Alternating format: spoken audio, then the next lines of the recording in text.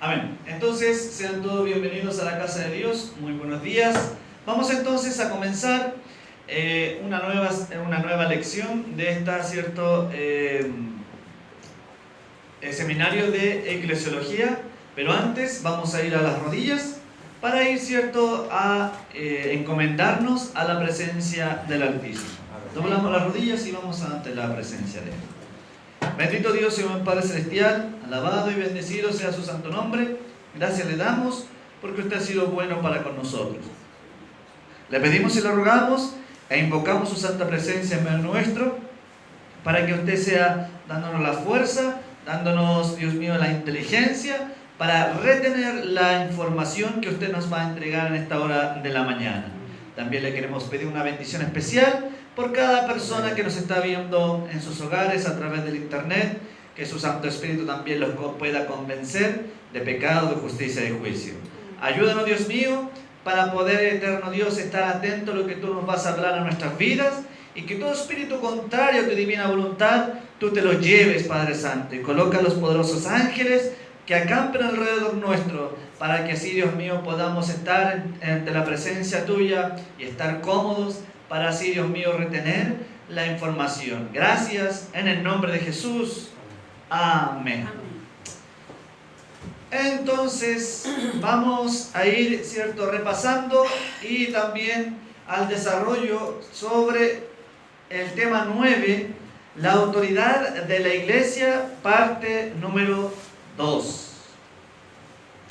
¿Por qué parte número 2? Porque se acuerdan que comenzamos este seminario con la versión anterior, es decir, con la parte número 1. ¿Se acuerdan ustedes qué era el tema de la autoridad de la iglesia? ¿Qué es autoridad en la iglesia? Era poner el pie sobre el otro. ¿Qué era la autoridad que reside sobre la iglesia? ¿Se acuerdan? Servir, ¿cierto?, a la comunidad, ¿cierto? Es estar atento a la necesidad de nuestro prójimo. Esa es, ¿cierto?, la autoridad que dejó el Salvador a través de la iglesia. Vamos a ir entonces a Lucas 24, versículo 27, para ir a colocar el contexto. Lucas 24, 27.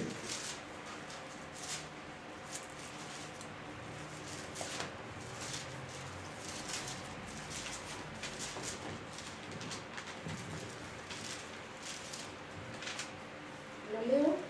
¿Ya? Dice, y comenzando desde Moisés y siguiendo por todos los profetas, les declaraba en todas las escrituras lo que de él decían. Muy bien, entonces tenemos que aquí hay dos cosas. Una, como mencionamos la vez anterior, tenemos, ¿cierto?, la tradición, es decir, lo del hombre. Y luego tenemos, ¿cierto?, la Biblia. ¿Por qué? Porque aquí tenemos, ¿cierto?, el contexto nos habla, ¿cierto?, de dos discípulos que venían del camino a Maús y estaban alegres o estaban tristes según el contexto. Estaban tristes porque ya era, ¿cierto?, el tercer día y se suponía que el Maestro, nuestro Señor Jesucristo, iba a resucitar. Entonces, ¿cierto?, aquí menciona que el Salvador comenzó ¿desde dónde? A enseñarles. ¿Desde qué parte de la Biblia? Desde el principio. Desde el principio, desde el Génesis, ¿cierto?, comenzó a hablarles y comenzó a relatarles sobre, ¿cierto?, lo que Dios había hecho. Entonces tenemos que Dios colocó en el Antiguo Testamento su iglesia, ¿cierto? Luego la transfirió a los apóstoles, a los profetas, luego al Nuevo Testamento, ¿a quién las entregó? A los apóstoles. Entonces, vamos a ver lo que menciona el Nuevo Testamento con respecto a esto. Veamos lo que dice 1 de Juan, capítulo 5, versículo 6. 1 de Juan, capítulo 5, versículo 6.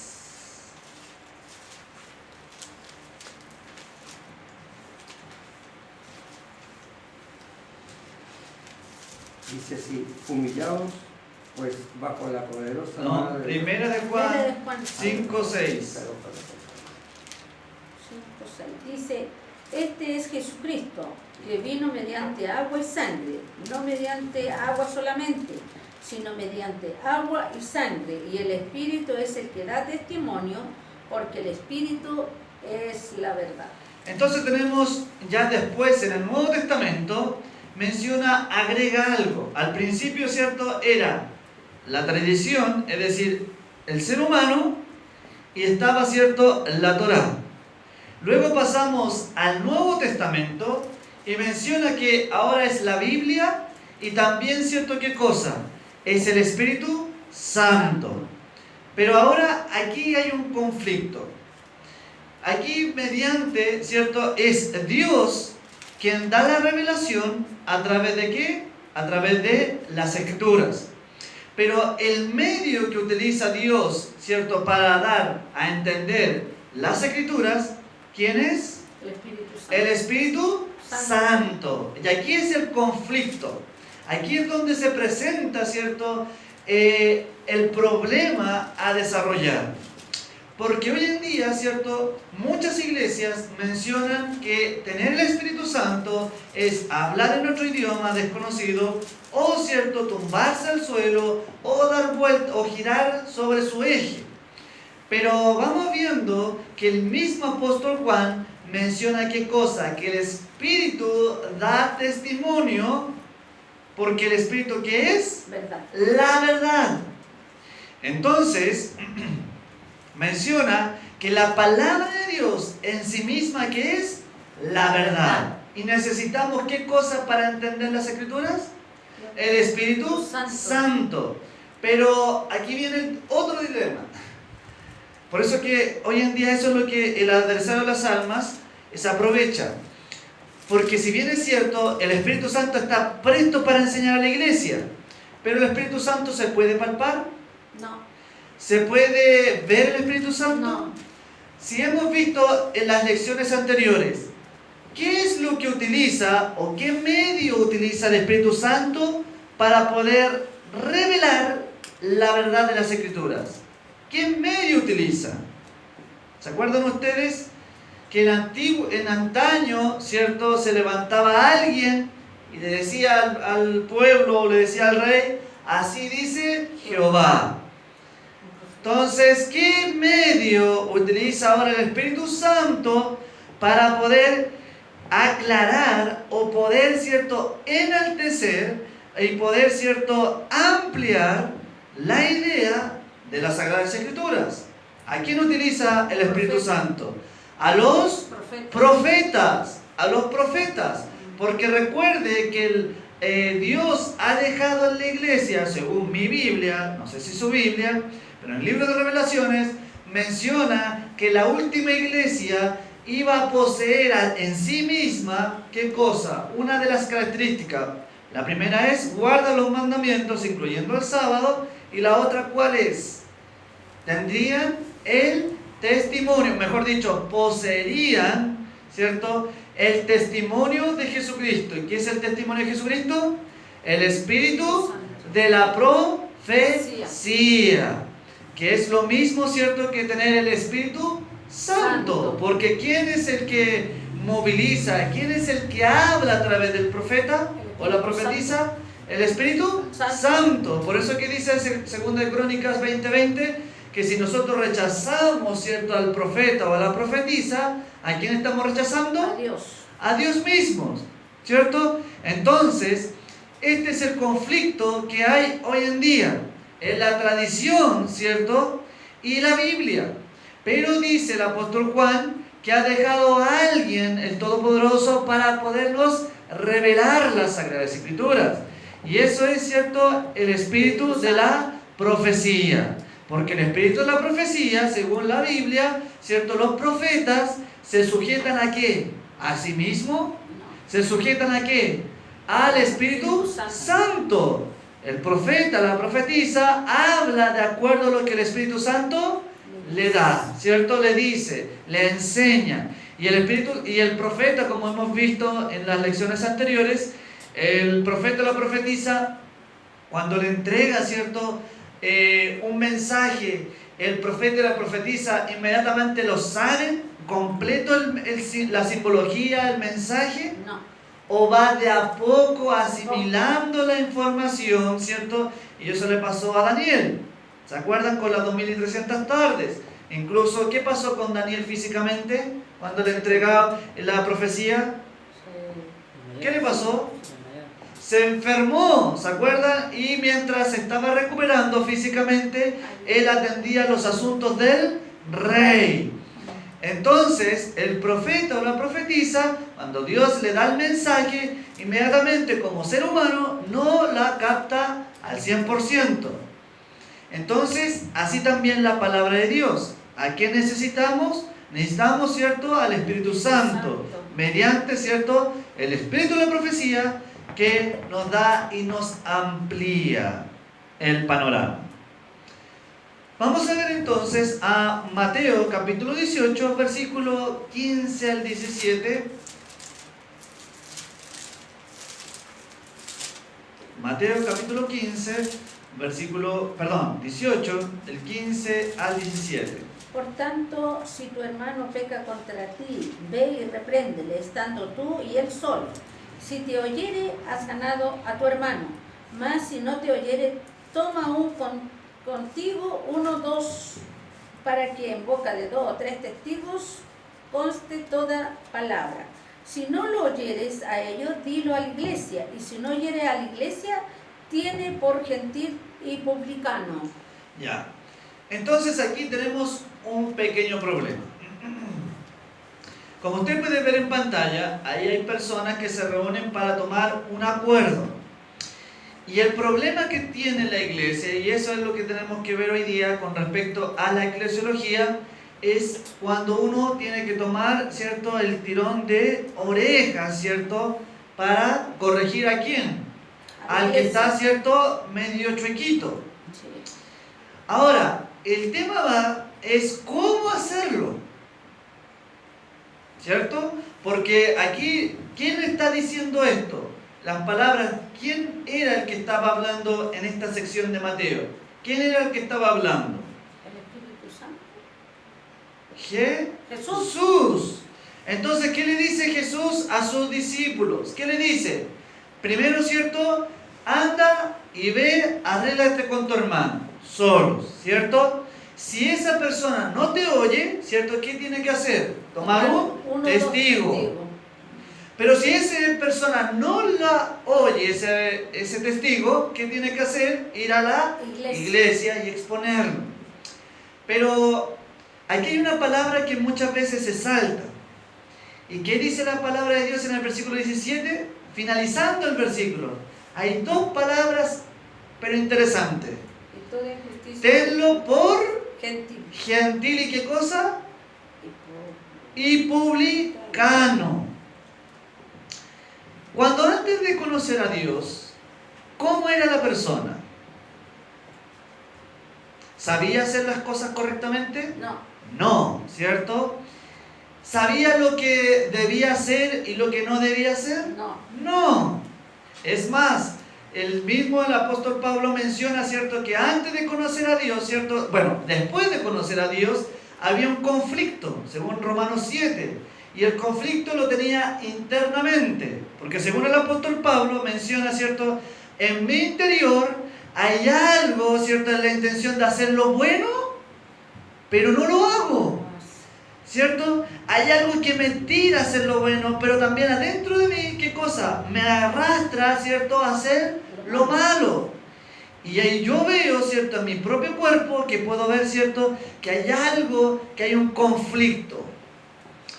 Entonces, menciona Jesús algo importante, que cuando alguien no obedece, ¿cierto?, alguien, ¿cierto?, la iglesia lo llama a reprensión, no es porque la iglesia lo quiere odiar, lo quiere, ¿cierto?, llevar al infierno, sino más bien, ¿en qué condición cae esa persona? ¿En qué condición está esa persona, mejor dicho? Ya, en error, pero ¿qué más? ¿Cómo vuelve? Al principio. principio de conocer a Dios.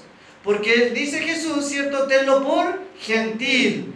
Y un gentil, ¿cierto? O alguien que no sabe la palabra, ¿cierto? No es un cristiano o cristiana. Porque cuando uno se bautiza, se supone, ¿cierto? Que el líder o el maestro, ¿cierto? ¿Qué es lo que hace con esa persona que viene por primera vez y va, ¿cierto? Dando sus primeros pasos antes del bautismo? ¿Qué es lo que hace? ¿Cierto? Lo va enseñando, dándole sus primeros pasos, indicándole, ¿cierto? No obligando que esto es lo bueno, que es lo malo, ¿cierto? Según Ezequiel capítulo 44, que le dice a los sacerdotes, y le enseñarán a mi pueblo a discernir, ¿qué cosa?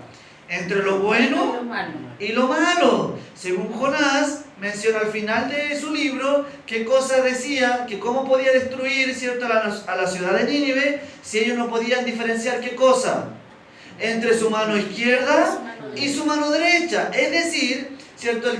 La persona, mejor dicho, que cuando llama la atención la iglesia, cuando lo llama, ojo, esto muy importante. ¿Quién es el que le llama la atención a esa persona que está un poquito más chueca? ¿El pastor? No. ¿Qué dice Jesús? ¿Quién le llama la atención al final? Porque son 3 pasos. El Espíritu Santo. ¿Quién le llama la atención en el tercer paso? Tercer paso. En el tercer paso, versículo 17. ¿Quién le llama la atención? La Iglesia. La iglesia.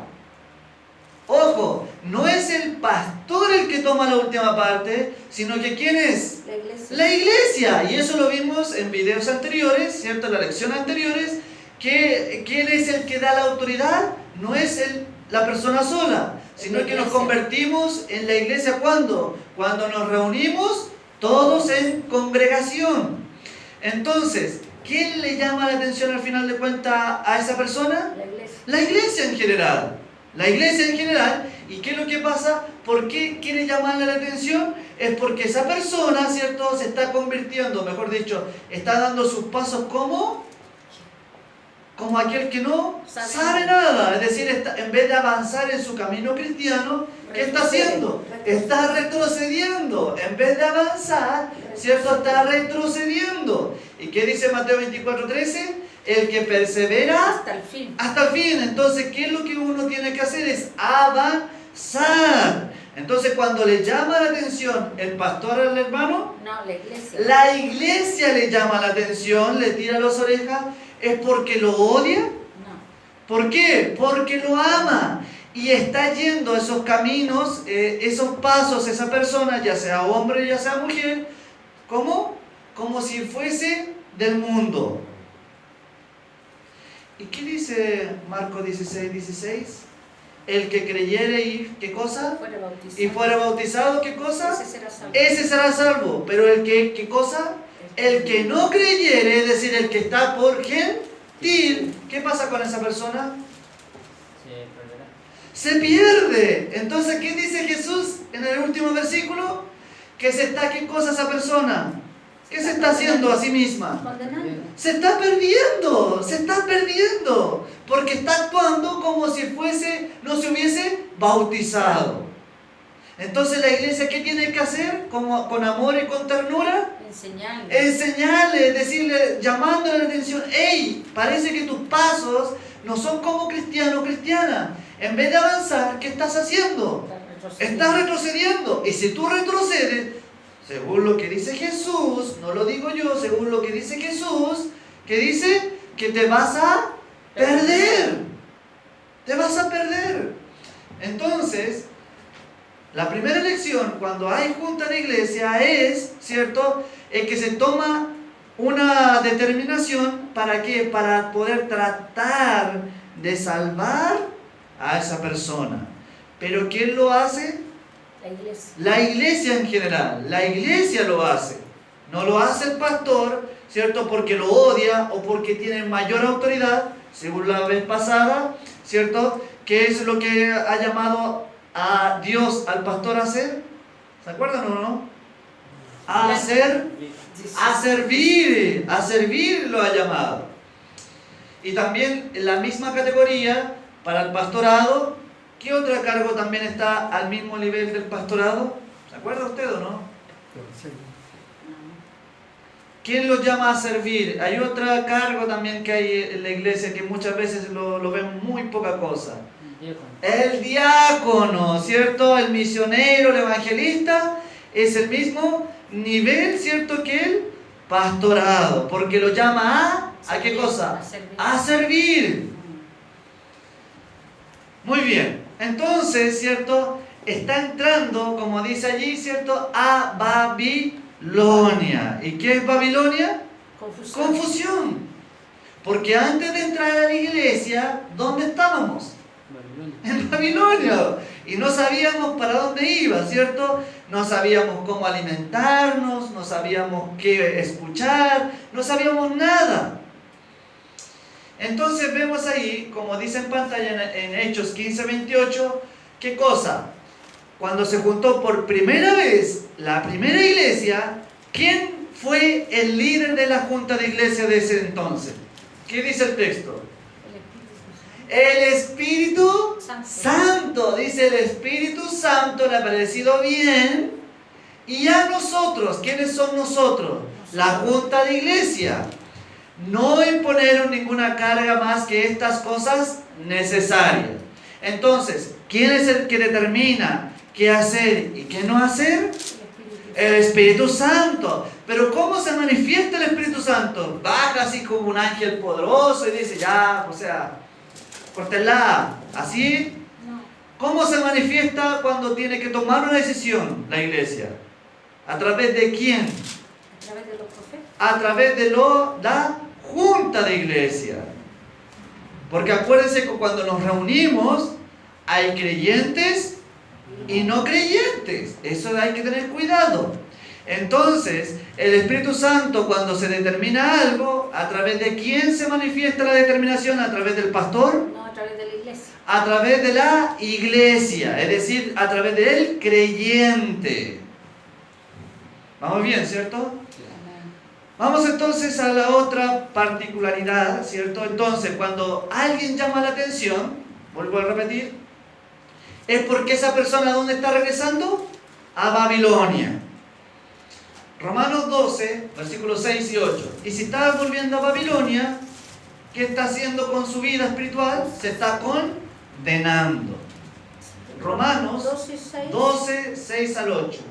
De manera que teniendo diferentes dones, según la gracia que nos es dada, si el de profecía, úsese conforme a la medida de la fe, o si de servicio, en servir, o el que enseña, en la enseñanza, el que exhorta, en la exhortación, el que reparte con liberalidad, el que preside con solicitud, el que hace misericordia con alegría. Ya. Y 1 Corintios 12, 28. Entonces aquí, ¿qué está hablando el apóstol Pablo en Romanos? ¿De qué cosa? De los dones espirituales. 1 Corintios 12, 28. Y a uno puso Dios en la iglesia, primeramente a apóstoles, luego profetas, los terceros maestros, luego los que hacen milagros, después los que sanan, los que ayudan, los que ministran, los que tienen don de lengua. Muy bien, entonces, ¿qué es lo que está haciendo Dios, cierto, a través de la iglesia? Está preparando ¿qué cosa? A la iglesia para hacer ¿qué cosa? Para ir a predicar. Porque ¿qué dice según el apóstol Pablo en Romanos? ¿Qué cosa? Para exhortar, para enseñar, ¿qué cosa? Todas las enseñanzas, valga la redundancia, todas las enseñanzas, ¿cierto?, que se entrega a través de la Biblia. Entonces, la mayor importancia de la iglesia, ¿cierto?, que es predicar el Evangelio. Entonces, aquella persona que está mal en sus pasitos, ¿cierto?, ¿qué está haciendo? No está predicando la palabra de Dios. No está preparándose, ¿cierto?, para hablarle a su vecino o hablarle a su vecina, porque nosotros creemos que Dios muy pronto volverá. Entonces, ¿qué es lo que hace Dios para poder, ¿cierto?, perfeccionar a los santos? ¿Dejó solamente al pastor? No. ¿Qué cosa hizo Dios? Entregó, ¿qué cosa? Dones. Muchos dones o herramientas, una mejor traducción. ¿Herramientas a quiénes? A su iglesia la entregó. Entonces, ¿qué es lo que nosotros tenemos que estar haciendo en estos momentos? Estar, ¿cierto?, preparándonos con la herramienta que Dios nos dio, que es el Espíritu Santo, preparándonos ¿para qué? Para predicar, para traer a otros al arrepentimiento. Porque si nosotros no estamos predicando, si nosotros nos está dando miedo, ¿cierto?, no está el Espíritu Santo, ¿cierto?, funcionando o actuando en nuestras vidas. ¿Sí? ¿Vamos bien entonces? Entonces, en resumen, ¿qué es lo que vimos en estos momentos? Vimos, ¿cierto?, que el Espíritu Santo, ¿cierto?, dejó a instrumentos para poder, ¿cierto?, ampliar el conocimiento. Dejó, ¿cierto?, a profetas y profetizas para, ¿cierto?, aumentar la luz de las enseñanzas bíblicas. Mencionamos también que la autoridad no tan solo es servir al prójimo, sino que ¿qué más? Es predicar la palabra de Dios. Y mientras tanto se está haciendo esa acción, hay personas, ¿cierto?, que van a caer, ¿cierto?, en desgracia, o sus pasos van a estar empezándose a torcer. ¿Y qué es lo que significa que están retrocediendo? Se están perdiendo. Se están perdiendo. ¿Y qué es lo que tiene que hacer la iglesia con amor y con ternura? Ayudarlos, porque como dijo Jesús, ¿cierto?, aquel que no creyó, ¿qué cosa? Está condenado, está, pero ya perdido. Entonces, una persona que ya está, ¿cierto?, desviándose sus pasos, ¿qué es lo que está haciendo a sí mismo? Está retrocediendo y se está condenando. Entonces, Dios nos dejó a nosotros como iglesia, ¿cierto?, para atraerlo, para, ¿cierto?, volverlo al sentido común. Pero lamentablemente hay personas que no entienden, y bueno, lamentablemente la iglesia no obliga. La iglesia simplemente puede orar por esa persona para que, ¿cierto?, su condición espiritual cambie. Entonces, ¿alguna duda, alguna consulta hasta aquí? Yo creo que hasta aquí, hasta el momento ha sido claro que la misión de la iglesia es ayudarnos los unos con los otros. La misión de la iglesia es prepararnos diariamente para abandonarnos el yo, para poder, ¿cierto?, ir a predicar a los que se pierden. Y lo más importante de todo es que Dios nos entregó herramientas. ¿A quiénes entregó herramientas? ¿Solamente al pastor? A todos. A todos. ¿Escuchó bien? A todos. A todos nos entregó herramientas. Y Dios nos pedirá cuenta. ¿Qué es lo que hicimos con la herramienta que Dios nos dio a través de su Santo Espíritu? Así que el consejo que puedo dar en estos momentos es que nos preparemos, es colocar a Dios en primer lugar, porque Dios, ¿cierto?, nos pedirá cuenta estrecha. Y como dice el apóstol Pedro, ¿cierto?, ¿por dónde comienza el juicio? Por la casa de Dios. Así que vamos a orar, vamos a darle gracias a Dios por su palabra, por la lección de esta mañana, y, ¿cierto?, agradeciendo a los que nos están viendo en pantalla por su participación y por su compañía, y también, ¿cierto?, para poder ayudar al engrandecimiento de la obra de Dios, que Dios nos ha llamado a predicar su evangelio. Ese es el meollo del asunto de la iglesia, predicar el evangelio. Pero ¿qué tenemos que hacer antes? Prepararnos. Vamos a doblar las rodillas y vamos a ir ante la presencia de Dios. Bendito Dios y más Padre celestial, alabado y bendecido sea su santo nombre. Gracias le damos por haber estado con nosotros. Gracias por enseñarnos cada día, cada sábado, de lo hermoso que es vivir en armonía los unos con los otros.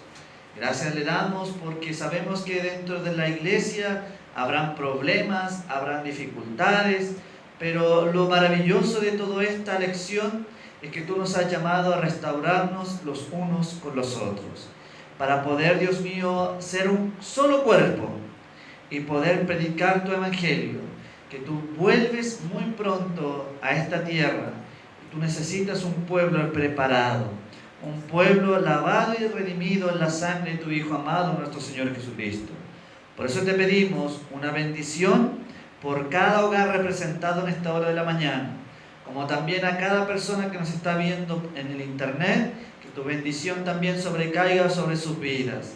Porque como dice el profeta Isaías, tu palabra nunca vuelve a ti vacía, sino que siempre hará tu divina voluntad. Gracias te damos en el nombre precioso de nuestro Señor Jesucristo. Amén. Amén.